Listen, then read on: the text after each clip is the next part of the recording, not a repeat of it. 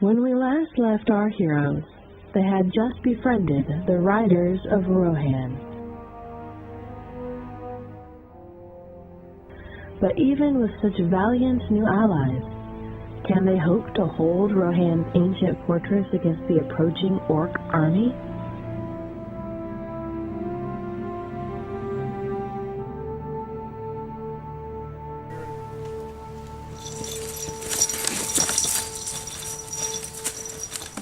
There it is.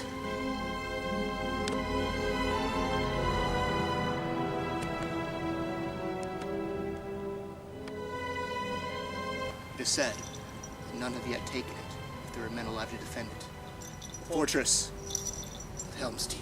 Well, we're alive, right? We're men-ish. Let's do it.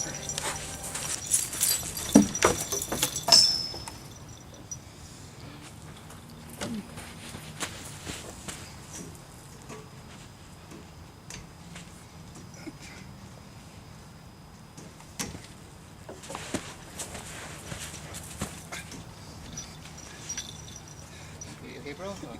Yeah, I got it. I got it. Okay, It's cool. okay. It's okay. All right. It's fine. It's fine. I got it.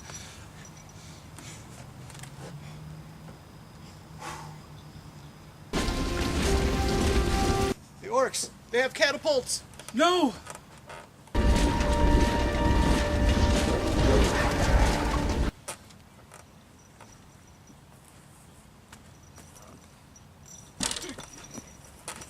Dude!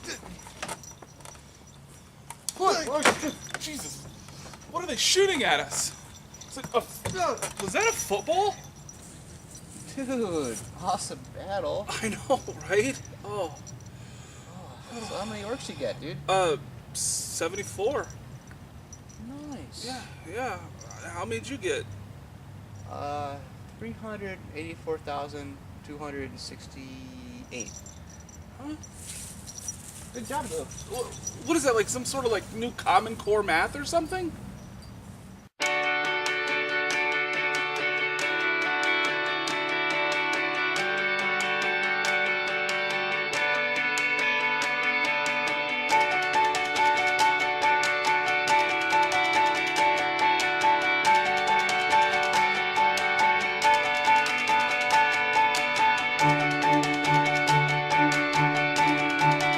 Hey everyone, welcome to Matube. My name is Steve. I'm Chris. And this is Matube. Yeah. It has been a while. It has been a while. Do you think we still have our mojo? Well, we still have our NOS. Good enough. So today we're talking about credit. It's a continuation of our money series that we've been doing. Credit. Credit's important. It's very important. I agree. Good job. All right. Yeah. All right. Knock this one out. Easy. Whew. So what is credit? It's like when you need the money for something, but you don't have it up front, so you borrow it and pay it back. Yeah, at a usually an interest rate. Usually, Well, yeah, most people want a little something for risking that money. And that makes sense because they're risking their money to let you have it now. They want to make something in return with it. They want their money to work for them, and there's nothing wrong with that. So it begs the question, why do you need credit? Because stuff expensive, yo. One of the reasons you might want credit is to be able to purchase something that you're not able to purchase at that moment and make smaller payments on it instead of one large lump sum that you might have to pay. Well, yeah. I mean, at least in theory, breaking it up smaller, pay a little more overall, makes sense. Yeah, because I mean, you're not gonna, unless you're like rich, you don't have the access to a large amount. Like buying a car, you may not have access to $15,000, but if you borrow it and pay $18,000 over 5 years or whatever it might be, it's just a little bit easier on you than trying to save up that large amount, because you kind of need that car or the house or whatever situation you need the money for. Yeah, in the modern world, I mean, getting by without a car is very, very difficult. Trust me, I've been there. When you're in need of money and you want to borrow some, you have to establish your credit. there's ways to do that, and here a few of these are as follows. First way for people just starting out is you almost always need a cosigner. Yeah. That's usually the fastest and easiest way. If you can find somebody with decent credit, that's how I did it, is find somebody that's got a decent amount of credit, and then they co-sign for you. And you're less of a risk that way, since you're unknown quantity, if you've never had credit of any kind before.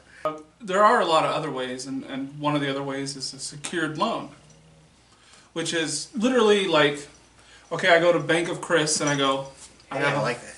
Right? I have $100. Here's $100. Now loan me $100. Well, that doesn't make sense, right? Because I just gave him $100.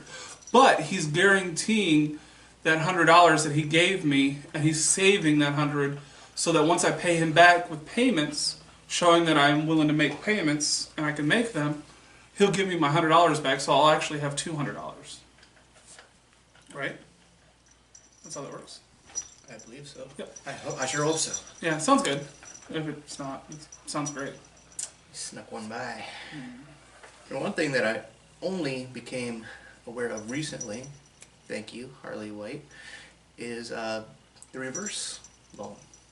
I love the idea of this, though. I think it's absolutely brilliant. Someone trying to establish a credit score, you come up with an amount, say $1,000, and you don't actually receive that money. What you do is you make payments on the loan, which actually stays with them until you're done making the payments. After that, boom, it all goes back to you, but you've established credit in the meantime. It's such a great idea. A lot of times people won't even give you like a secured loan. Like that's actually kind of hard to get too, because you need that word. I'm sorry, I stepped on you. No, that's quite all right. I was saying, and it's... That's okay. I mean, if you want to step on me, it's fine. No step on Snick. Hey, don't step on me. I was talking. But it's kind of... So yeah, it's a great idea to... The other thing I like about it is you're establishing credit and you're establishing a savings at the same time. Yep. So you said something in all your talking that people might not have understood or not liked, is those two words that everybody dreads to hear: credit score. You all got one. If you have one. This is the crazy part. Like, if you don't have established credit, like we were saying with the ways to do it, then you don't have a credit score. And if you don't have a credit score, you can't get a loan. And if you can't get a loan, you can't get a credit score. So you can't...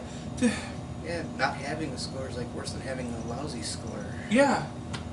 And the thing that kind of grinds my gears about credit scores is they use that for everything now. I mean, if you want rent, boom, credit score. If you... They use it when you apply for a job now. Dude, they use it if you apply for a savings account at a bank. Like, what? I'm trying to give you my money, not take money from you. Why do you need to check my credit for that? Like, shut up and take my money. The U.S. government has been involved in debt since the get-go. That's just kind of the thing. Most governments run debt, so it's not really that big a deal. It seems the government seems to be more involved in the debt process for average Americans than they probably should be. Yeah, with a special video about government, in particular, involved in the mortgage game, here comes the Jessica Baird. Roll it. Roll it? It's like digital. Let me have this thing, man. Hey guys, so my biggest issue with the government lending money is that they've really messed up the real estate industry and just people buying houses in general. It used to be, just in my grandpa's day or maybe my great-grandpa's day that you just bought a house. It was not, it was a big deal, but it wasn't like most people bought their house. It wasn't a huge deal. You bought it outright usually, or loaned from a private place, and it was not something you paid for 30 years. And the government giving so many loans and really monopolizing the industry totally messed it up. And it's kind of a win-win for them because they get lots of money, and people end up going bankrupt. They end up foreclosing their houses, and guess who sells those houses? Yeah, the government. So I don't want to, put on a tinfoil hat here, but they really do make a lot of money out of an industry that I feel like belongs to the people. And I'm a minarchist, I'm not even an anarchist, and I will tell you when I think, oh, the government should do this, in a minimal way as possible, but I don't think the government should be involved in this at all. I think that this is an institution where the government getting in it at all will poison the well, and I feel like the well has been poisoned. And the fact that the amount of homeowners has just dwindled so much is absolute proof of that. So that is my number one pet peeve. Let me know if you agree or disagree. All right, bye. So yeah, Jess, we got a situation where not only are they distorting the market with their bottomless pockets, but they seem very slowly to be monopolizing credit. Not just in mortgage either, just moving into every little sphere until... How does a private lender compete with someone who can literally make their own money? They can't. It's interesting, like she said, with her grandparents or whatnot, they were able to buy a house and they didn't have to have that much debt. Well, if you look at the correlation from the 1950s on, in the 1950s or so, you could buy a house and a car on one job, right? Like the whole nuclear family, the wife stays at home, the kids, that thing. And little side note, okay, I get what you're saying, feminists, about, it's great that a woman should be able to enter the job market and have a profession and all that with you all the way. But I resent them having to if they're married. Mm-hmm. That you need two friggin' incomes now. I was getting there. Oh, but that's okay. As you were. Okay. Then you had in the 60s and 70s where you kind of needed like one income and then like a part-time job, and then the 80s you needed like two jobs, and then now in the early 2000s you needed two jobs plus credit, and then now you need two jobs plus credit plus sometimes a third job. And that's one of the issues we have now is like we're always living paycheck to paycheck, almost no matter where you live on the income spectrum. Like I just said income spectrum. Did you just assume my income? Oh, why did I say that? And I honestly think that kind of leads us to our next thing. Like, if you're in debt, how do you get out of debt? I almost don't know if at this point you can get out of debt. Short of like somehow doubling your income overnight, it's really difficult.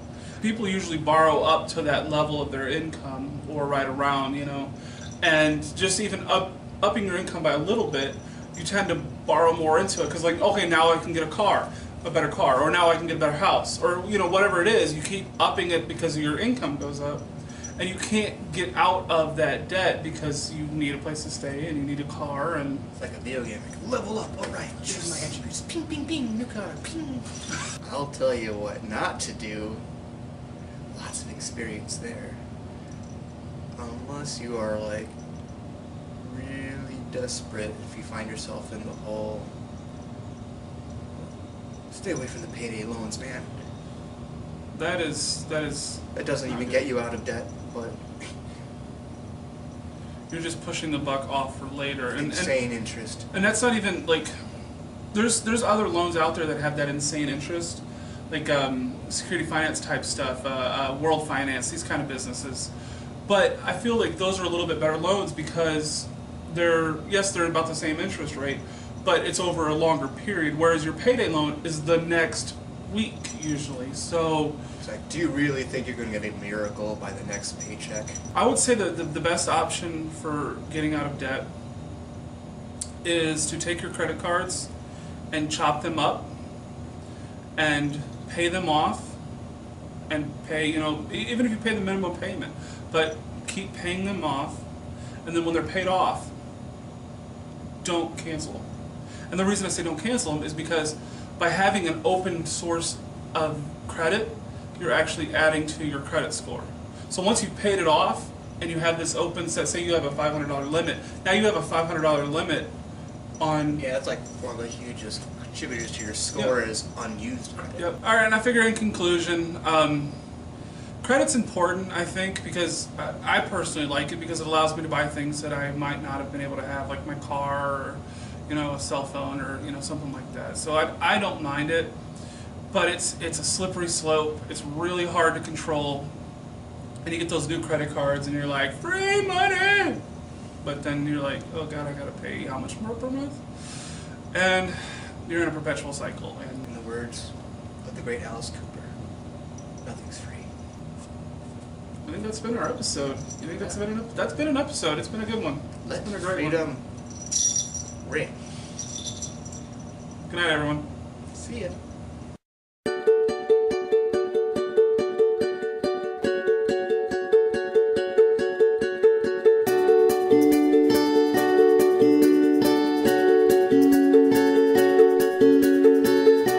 Taxation is the price that you pay to live in a polite society. You need taxation. Actually, taxation is theft. And I'll tell you the dozens of ways, in alphabetical order, that taxation violates the non-aggression principle. Now, I believe it was Murray Rothbard who once said, have you done your homework, but still find no one wants to hear what you have to say? Enhance your art of persuasion with Come On Bro Debate Seminar. With the Come On Bro Debate Seminar, we guarantee after our 75-week seminar, you will be able to win any debate effortlessly. Taxation is the price that you pay to live in a polite society. You need taxation. come on, bro. Okay, well, maybe taxation is technically theft, but you still kind of need it to pay for the government, don't you? Come on, bro. Even if we can't get past taxation, maybe we do have a moral obligation to minimize it as much as possible. Bro! Bro! Visit www.comeonbrodebateseminar2017. This is theworldwebsite.com. Book your seat at the seminar for the smallest fee of $1.76. Going today. Did he finish? Sure. Okay.